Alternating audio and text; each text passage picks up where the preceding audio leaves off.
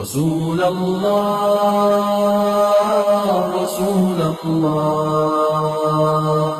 رسول الله رسول الله رسول الله. په حجة الوداع کې رسول الله صلی الله علیه و آله وسلم د احد و شهیدانو ته دعا وکړه. د هغه ځای څخه چې را رهي سو پر لارې یې ژړل. صحابه کرامو پوښتنه ځینې وکړه ولې ژاړې یا رسول الله؟ ویل د خپلو ورونو د شوقه څخه ژاړم، یعنې د خپلو ورونو ولیدلو ته مې شوق دی، د هغو د لیدلو د شوقه ژاړم.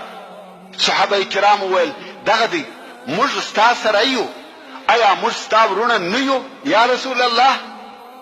رسول الله صلی الله علیه و آله وسلم وفرمایل یا تاسې زما اصحاب یاست، مګر زما ورونه هغه کسان دي چې تر ما وروسته راځي، چې هغه موږ او تاسې یو.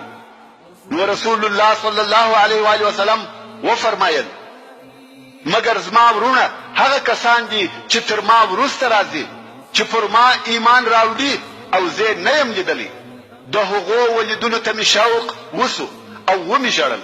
سبحان الله. یا رسول الله موږ په ټول عمر په تا پسې داسې نه دي ژړلي چې ته مو دې یادېدلی یې او ته ژاړې چې موږ دې یادېږو. موږ پر تا دونه ګران یو چې په موږ پسې ژاړې.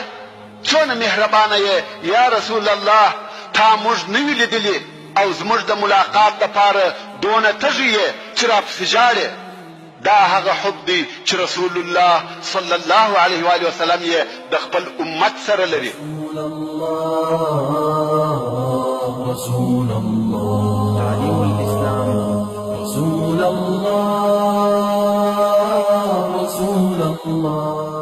دا هغه رسول الله صلی الله علیه و آله وسلم دی چې د قیامت په ورځ به په خپل لاس د حوض کوثر خوږې اوبه درکوي او د هغه تر څښلو وروسته بیا هیڅکله نه تږي کېږي.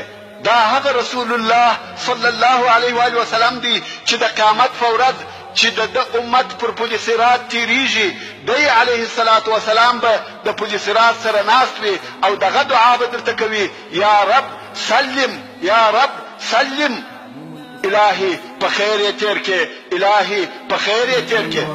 رسول الله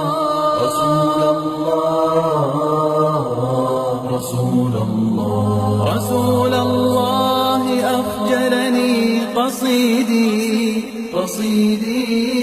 فكيف الوصف ما للوصف حد رسول الله يمنعني حيائي ويبدو وجه قافيتي يصد رسول الله أخجلني قصيدي.